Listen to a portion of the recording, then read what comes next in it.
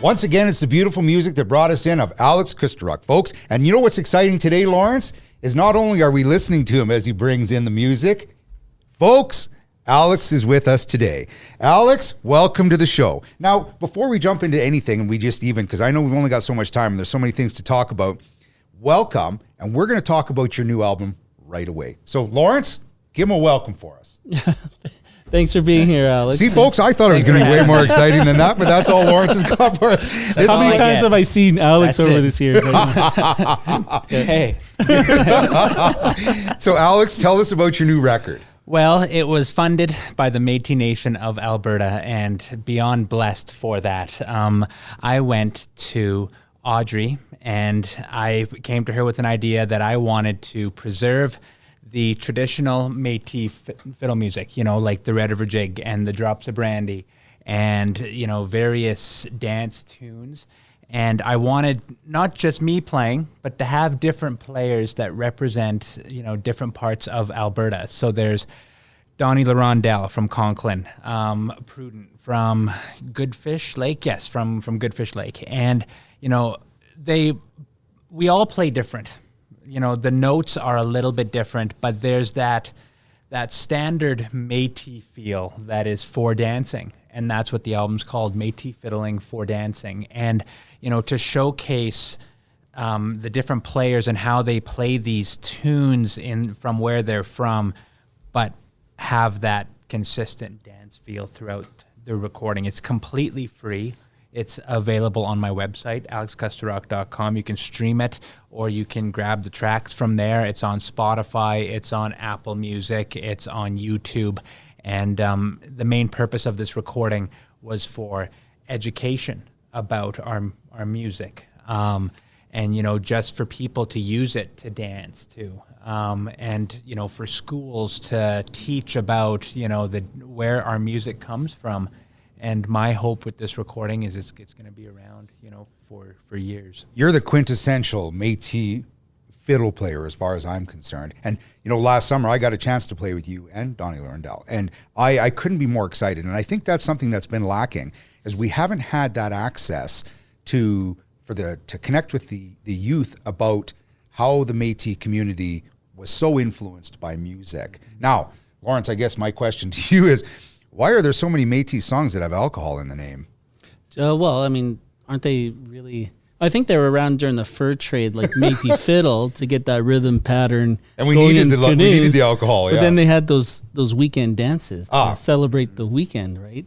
And then I crossed over into the 60s and the 70s, and that's when I was born and raised around the music. And I was never a fiddle player, but all my uncles, my grandfather, like all the Gervais and that we know about kind of, you know, centered life around it. And yeah, there's definitely some drinking songs around there too. Well, which is hence the reason why, you know, a lot of the things that we do when it comes to the Squeaky Wheel is the kitchen party, right? That kitchen fest that we've brought along as part of our show. So Alex, yeah, welcome to the show. And I know we're going to hear more of your music later, because we're going to definitely dig in and grab some of those things. Behind you, I just want to also say thank you to Melanie Rose, who's designed the capote that we decided to But people really who are show listening today. can't really see it. But That's a good point. a So beautiful folks, you're right. capote. We're on all the different medias now. And you know, it's funny. Thank you for reminding me, because I'm usually the one who brings that out. But yeah, folks, I'm wearing a gold lame suit right now. It is just emblazoned in all pieces of gold. I think this might be $1 million suit if you can't see it, but behind Alex is this beautiful handmade capote, which is a jacket made in the traditional style of Métis design, and it's beautifully designed with flowers. It's got the beautiful fur hanging from it.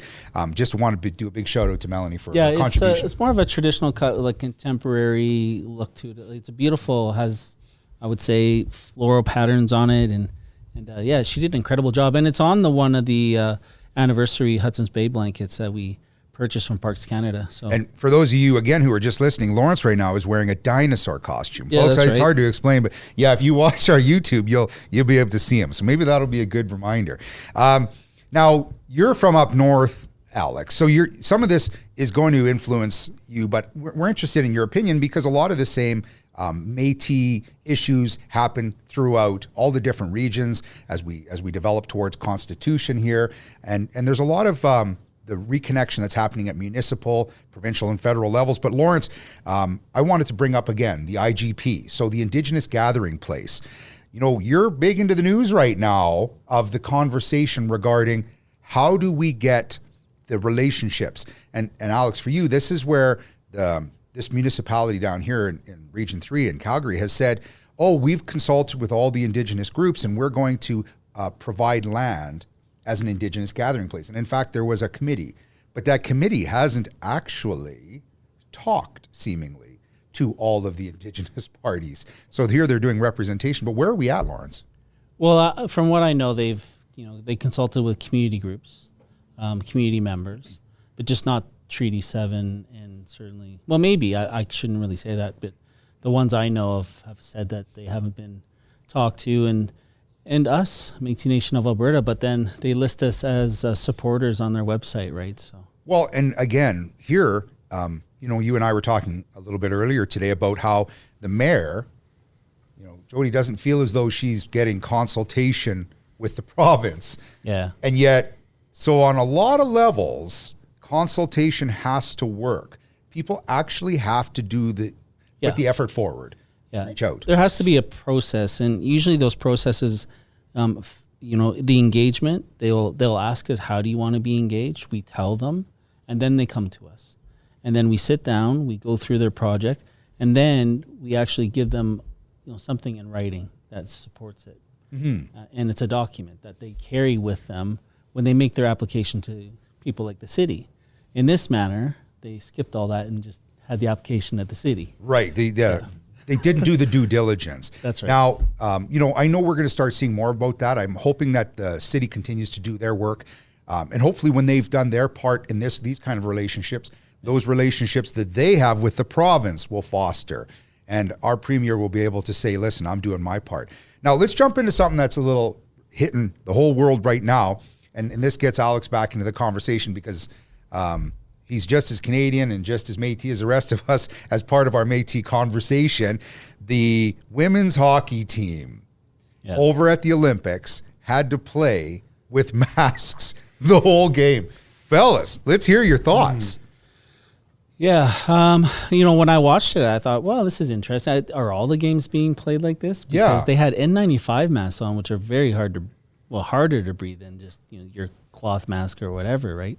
But I noticed when they would pan to the goalie, they had to keep it on underneath their big giant helmets. Right. And imagine being how sweaty those girls were at that time. Just how hot it is. Yeah, isn't it been kind of funny? There's a lot going on. So let's hear what your thought about that, because we're going to talk about the American figure skater as well. Yep. I don't have a strong opinion on this whole thing. Like, I have my vaccines, I wear my mask, but just on to think about these players competing at that level, and the nerves that go along with that. Ooh. But now adding the fact that you're getting right fogged up and you're having a hard time breathing, that's just an extra thing that I don't think is totally necessary. Maybe that's one of their ways in order to train for the next game, because when at some point it almost seems like invariably we end up playing the Americans, but maybe that's exactly this is how we're going to help train our athletes. Maybe we should be doing this for everything that we do. Well, it just proves the point. Those people going out there, complaining about the face coverings and not being able to breathe. Well, imagine those hockey players. Imagine playing Olympic pro level hockey with your team and wearing those masks. Now, and Alex, I'm usually always waiting for the politically correct response from Lawrence. Yours was just as politically correct too. Yeah. I was waiting for some tirade from a musician just going off saying, let's get back to the fiddle music. But yet that was, very polite. And I appreciate that, because we're always trying to move our conversation forward positively. And you're absolutely right. These are unique challenges. And again, Lawrence and I often talk about how we're doing our part, but now what's your opinion? What do we do? How does the IOC move forward with the Russians when it just seems like drugs are playing another predominant role? And our Canadian figure skaters aren't on the podium right now because they're trying to decide what to do with the female figure skater who's 15. And apparently back in December that now they've discovered that her test was positive for this heart medication. What do we do? Now, we don't have to answer this, Lord knows. Well, I actually watched her long program where she did the quads, right? Yeah. She did 2 in a row. Two quads in a row? In a 15-year-old. I know she puts her hands up, I guess, like a ballerina and does that. But yeah, it was pretty sad to see. But, I blame the coaches, to be quite honest. She's 15. And Absolutely. she has a medical staff. She has, people around her that are giving her this, right? So, yeah. My goal today, folks, is to have Lawrence, because of his history in ballet, to attempt a quad. Now, what's likely going to happen is we're going to lay you down on the ground and just roll you 4 times. Yeah, that's probably right. Or I lose, feeling in all my limbs. Yeah, because I know if I tried to jump and just even spin around one time, my head's going through the wall. Yeah. My head will be sticking right through, that. Well, maybe that's what happened for all we know. I don't know. That's how we got to the point where we are now. Your thoughts on the whole, what's happening in the world of Olympics? Right. That's just it. And I don't know what happens, but behind the scenes, but to see somebody 15 who's on, that has this, and she's competing at that level. It's the same thing with music. The parents play a huge part in that, and we can just hope that, she's there competing because she wants to be. That's a beautiful answer. You're absolutely right. Right. I hate to think that people are being forced. Now, we do know culturally and seemingly a lot of the Asian, you start young. You start very young. Yeah. And, it's not for me to say anything about how their families, create the opportunity to push towards that lifestyle. I guess I could say that my mom and dad just tolerated what it is that I could do on the ice, and I guess that's the reason I'm hosting a podcast right now and not playing for the men's Olympic hockey team. However, I did work for Skate Canada. I was their ballet teacher for the Canadian national and junior figure skating team. Yes, in Burnaby and at 8 rinks. Yeah, there's a number of hats that you've been wearing, or dresses, probably skating dresses. Yeah. But no, it was great. I loved it. And actually, I would go to the rink and I watched those guys spin around for 30 minutes. They had a spin time. And then they would come in my ballet class right after. Really? Yeah. Okay. Nobody threw up, but and the Oilers used to, right back in the heyday, they brought in all sorts of different either ballet instructors or figure skating in order to teach the guys better skating movement, how to move better. That was one of those kind of did it really happen urgent legend stories. But I remember reading all about that. Well, I was actually in school with Emmanuel Sandu, who was representing Canada at that time. And he was a ballet dancer in Toronto where I met him. So, yeah. No, that's pretty neat. Now let's move on to another little thing that I wanted to have a conversation about. We're all familiar with the freedom protests, and that's not necessarily where I wanted to go right now. But, that is a unique time right now where people are banding together.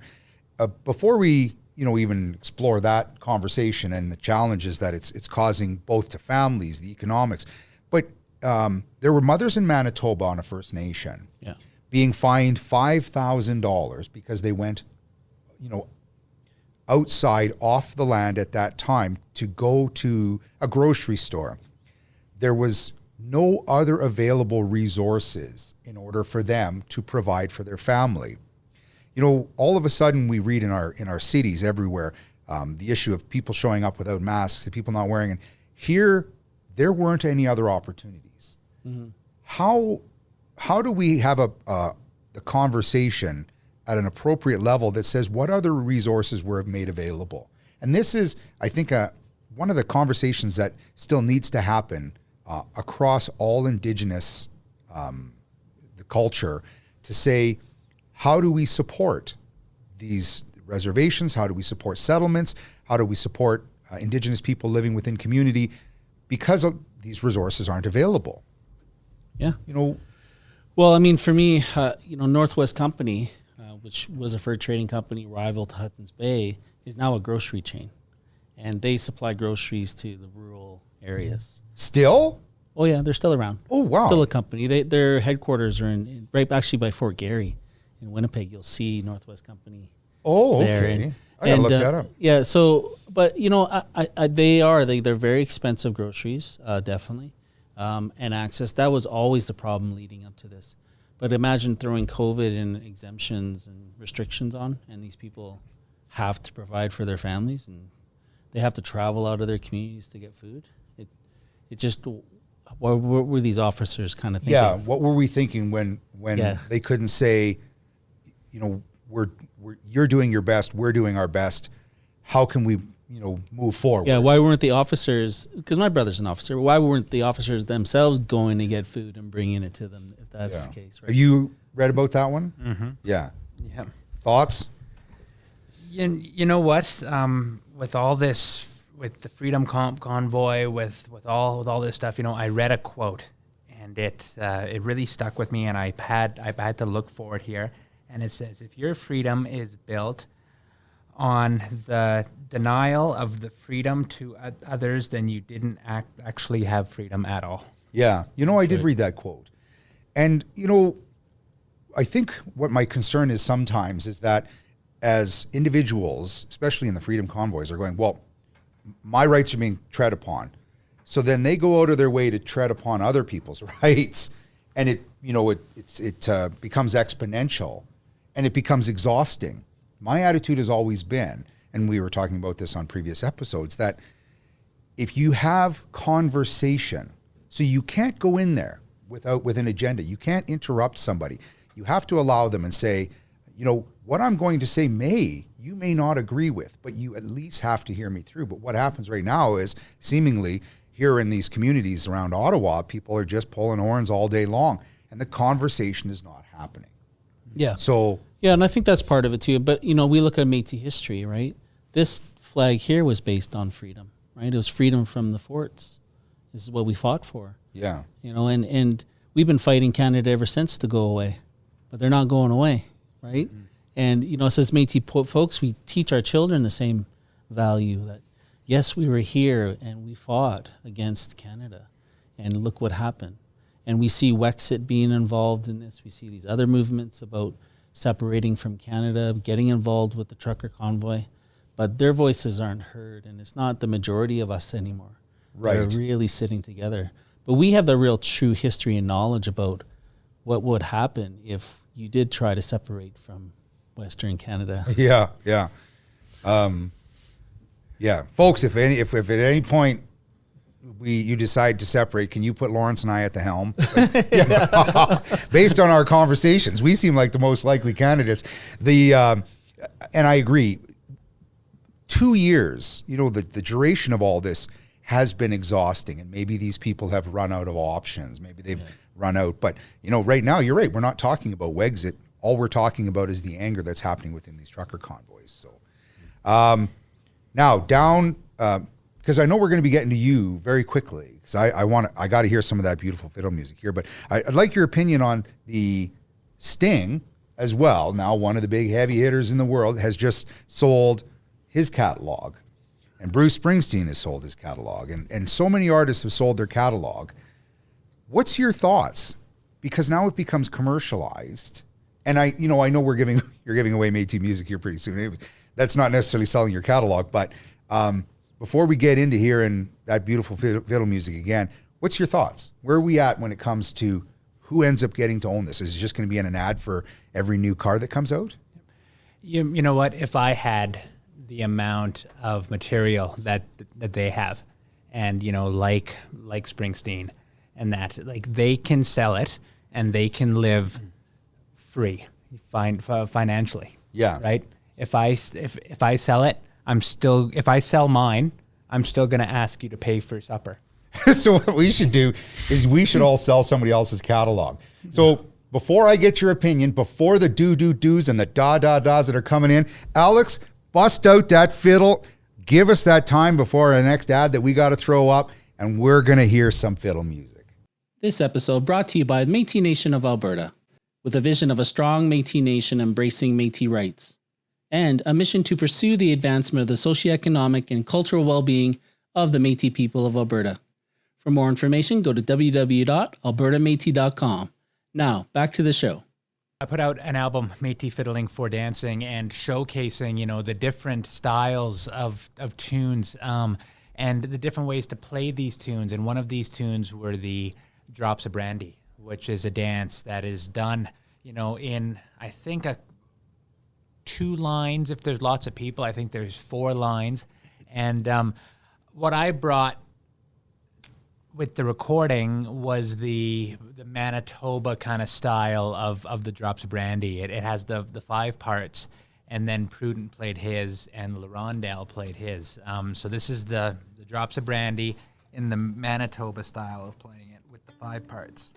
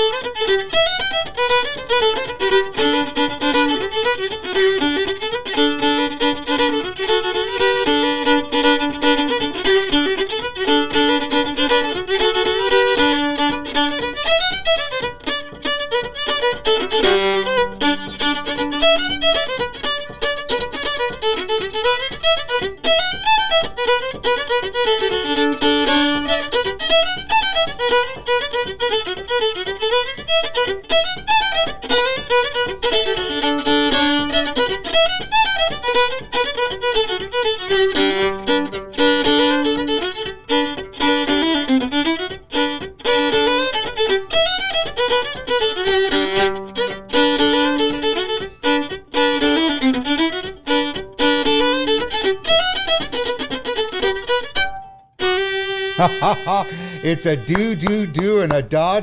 Like, yeah, we got to sell that catalog. Lawrence, if anybody out there knows how we could sell that music so that the Squeaky Wheel gets all the funding, folks, you reach out to us right here. Yeah, it wouldn't be Trump because he just take everything.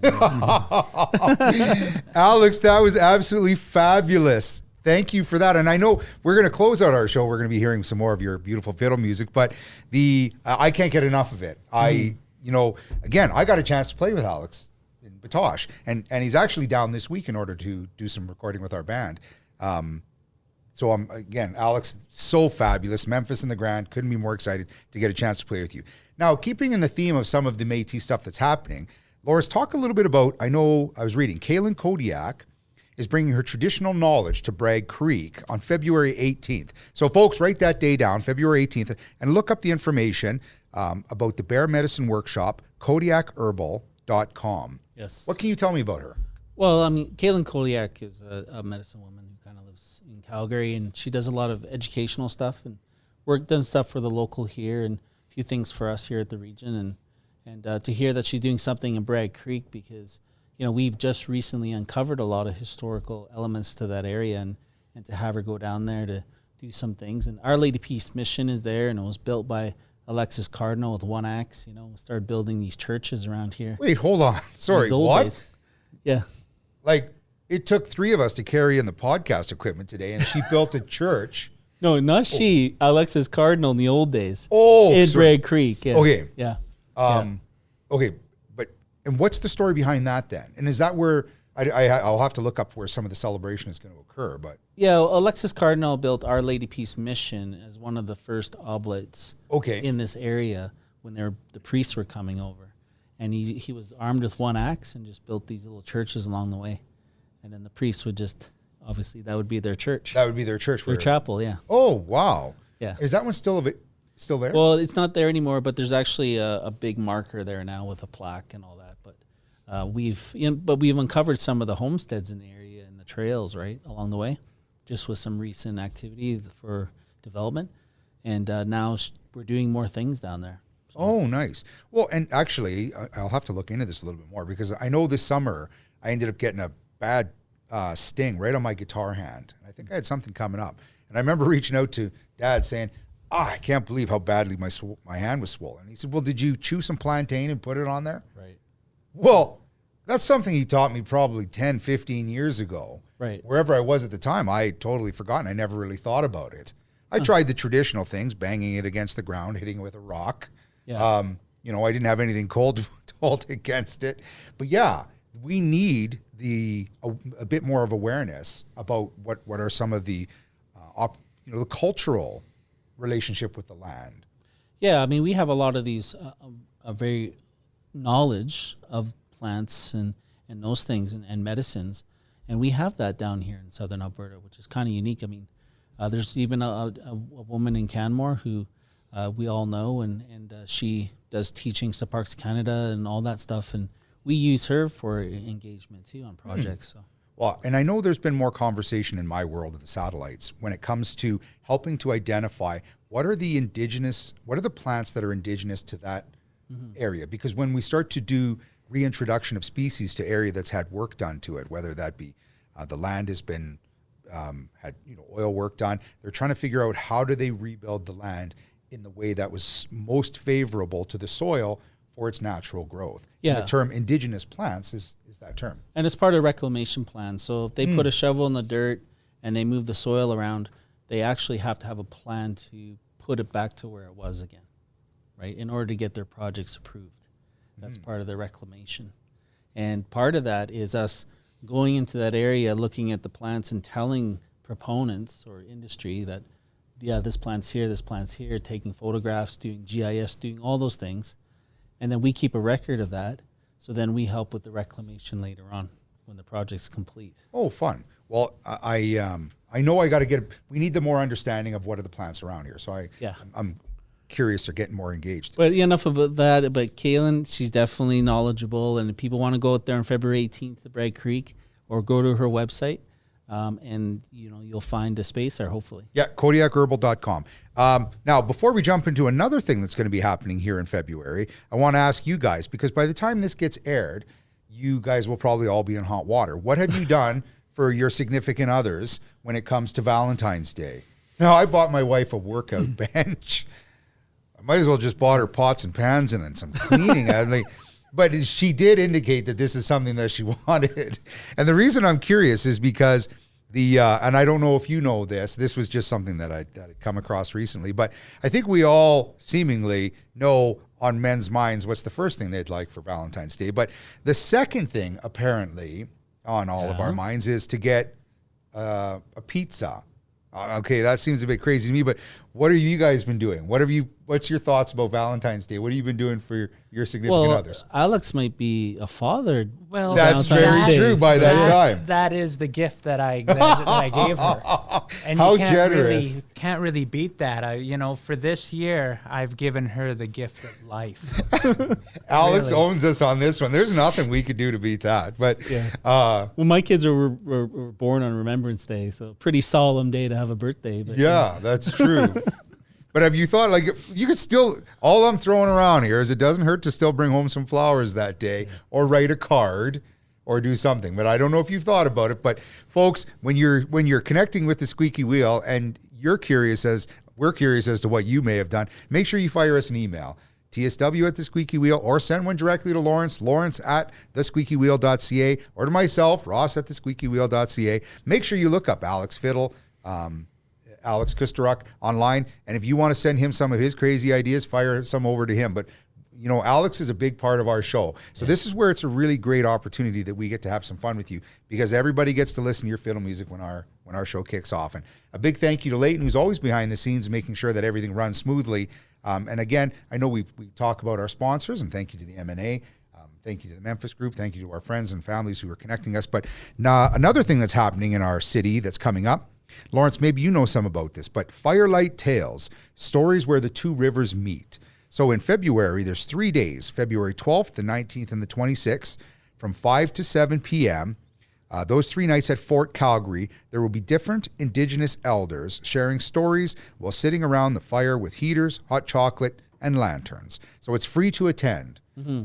Now, what's our history and awareness with, where those two rivers meet? And Fort Calgary? Oh God, I mean, I could go through a whole historical assessment about. Okay, so the we heard from confluence, Lawrence right? already. That was enough about Okay, well, it started with the Hudson's Bay Company Fort, and then 4 Fort hours Calgary later. for the police. Yeah. Yes, and we were there, and Yeah. predominantly Atoa Godin's property in Ramsey was been there since 1832, just right across the street from Stampede Grounds.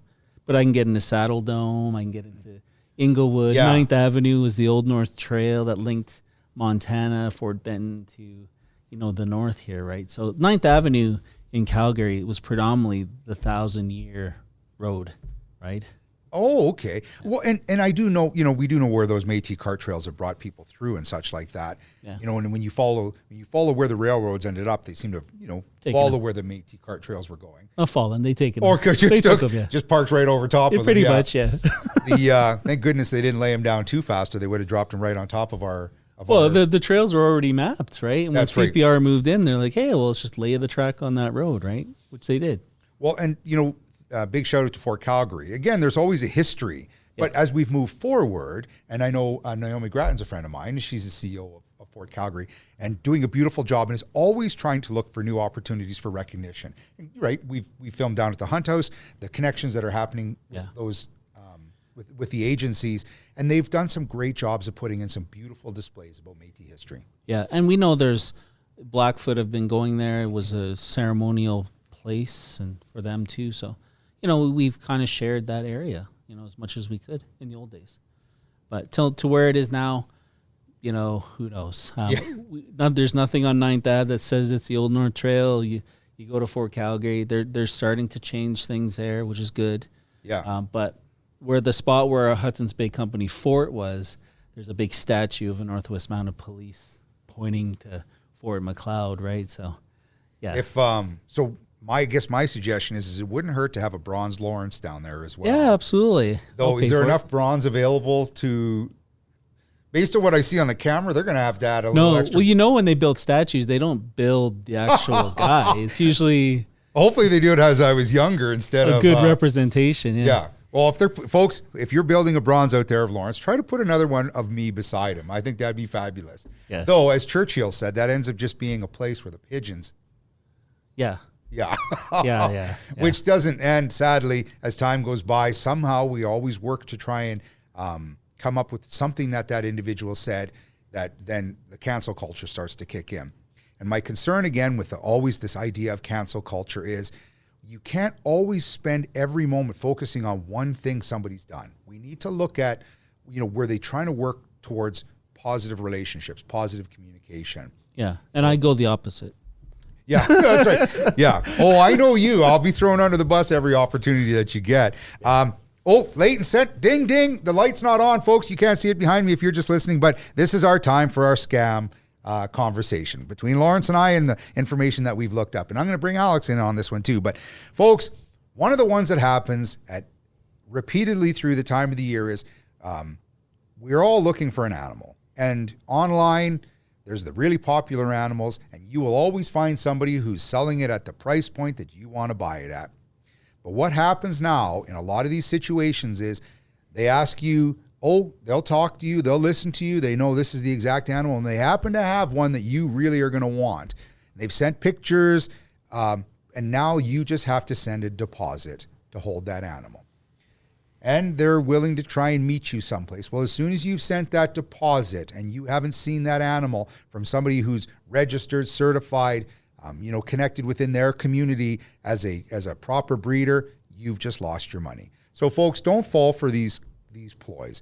Have money available, meet the family, meet the animal, meet to see that everybody is being well managed, because as soon as you've sent money, that contract, you've essentially put yourself at risk. So do some of the due diligence, look online, and again, reach out to those people. And Lawrence, those bad people out there who are listening to this, don't get any ideas from this guy to tell you how to scam people. Okay, that's a good point. All of a sudden, next, if folks, you can't see it, but right behind Lawrence and I and Alex, there's about 25 puppies. All these are for sale. Just send us your money. Yeah, I guess I'm starting to don't give anybody ideas. Yeah. Alex, thoughts?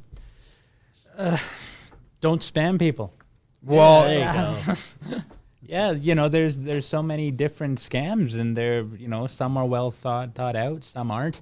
Yeah, absolutely. I think it was I was on my way down here, and I just received a call that my social insurance or my social security number has been compromised, and I'm going to jail this week. So. Yeah, well, that was Lawrence, I think, calling you. Social Security. Yeah, too. we needed it for something we were doing as a scam together. But and so, folks, I say this all the time. Your information that you put out there online is what people then will use to take advantage of you. Yeah, for sure. And, Facebook, every time somebody puts a picture up, there's the ability for computers to learn those faces. And now they get an idea. They can start to follow you on different social medias, try and figure out where you were. And I know there was an artist recently, I think she was in Ontario, and somebody hacked her Instagram account. And of course, now all of the people that she was connected with are getting information. Oh, could you send me some money? Could you help me out? This just becomes part of the problem. So we've talked about passwords many times. Yes, don't get caught in the puppy scam. Everybody, be very aware. But they prey, these threat actors, these scam artists, they prey on people who are trying, to create rescue opportunities for animals for their families. They want to share that love, and that's where you end up getting caught. There was a gentleman who, in Ontario, it sounds like this last week, who is claiming that he has Métis status. Now, the reason he's claiming Métis status is because he was caught hunting moose illegally, it would be, and now he's, wrongfully claiming this status. How hard should we throw the book at this man? Well, certainly the registry in Ontario is a question and a big concern for some individuals here who were a part of Métis National Council, right, who have been raising the issue. But certainly, if they can verify through genealogy that they're Red River, Métis or part of the script, that's certainly our process, and they can follow Powley, I guess, over there because that pertains to Ontario, and get him on the list. And if he can't get there, then he needs to stop claiming he's Métis. Absolutely. Right? And have every book thrown at him, because it sure sounds like in this guy's case, he just was throwing this out there to try and get out of this. Yeah. But I mean, they will. I mean, for us as Métis people, card-carrying Métis, we shoot a moose and we get charged or we get a fine. We take it to court, right? We sometimes lose or we sometimes win. But it's different when you're claiming Métis and you have nothing to back it up. Yeah. Gentlemen, we've talked about a lot of things today. We've talked about the sports. We've talked about a lot of the events that are happening, and I can't say appreciate enough. Alex, before we close out our show with and we say thank you and we bang on the door one more time of another fabulous song, your journey as a professional musician. Just give us a couple tidbits into what that life is, because a lot of your time, especially during the pandemic, has got to be searching out opportunities. Yeah. We were having a chat about this last night, and I'm one of the fortunate ones, and to live in Alberta, where I am, it's not just about playing gigs.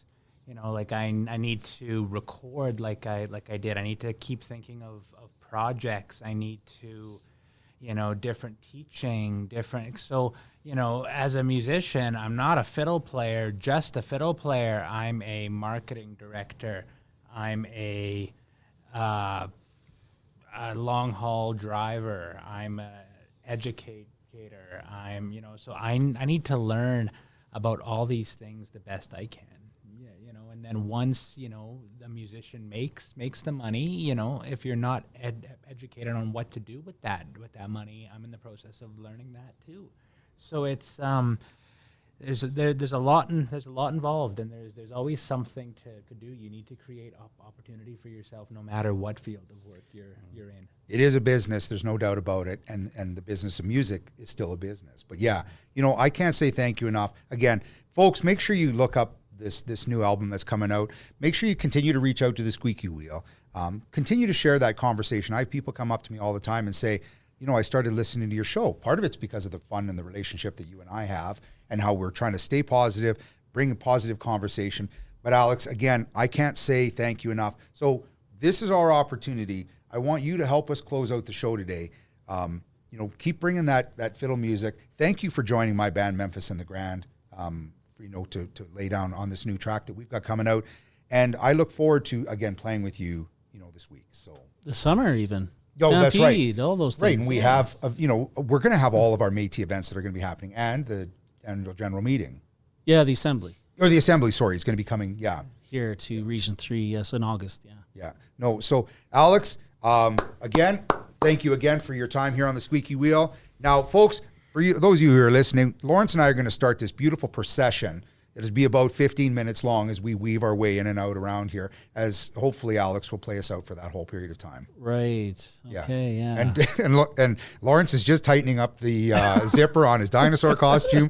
Yeah, and the gold lame is going to shine, hopefully, on everybody's faces. But Alex, kick in that music here for us. Let's finish with an old tune, a well-known waltz, the old Log Drivers.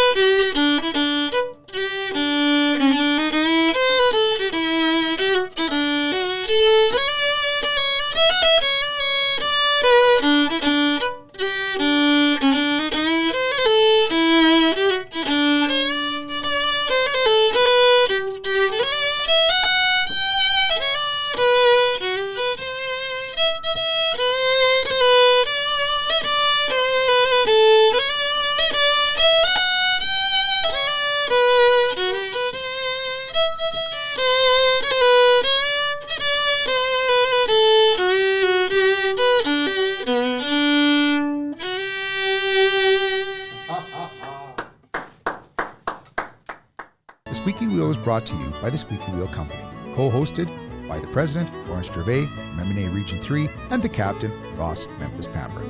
Our program is broadcast from Calgary, in Region 3 of the Métis Nation of Alberta, which is part of the historic Métis Nation homeland. We also acknowledge these lands are the traditional territories of Treaty 7, Blackfoot Confederacy, Siksika, Kainai, Piikani, Tsuut'ina, and Stoney Nakoda, with whom we share this land on the basis of our historical and ongoing relationships.